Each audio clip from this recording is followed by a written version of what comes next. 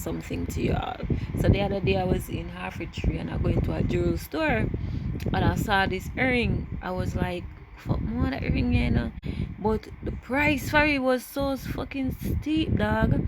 So me say, me I go save and me I go come back and buy cause me just see it and me just love the earring. And which is the man buy give me from a Valentine's time.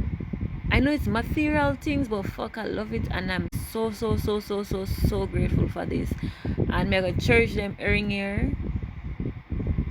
Literally, I go cherish them.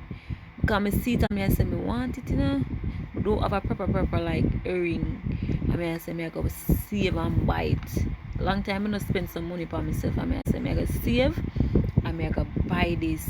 And him surprised me with it for my Valentine's time. Like, I'm so loving it. And babe, I just want to say thank you.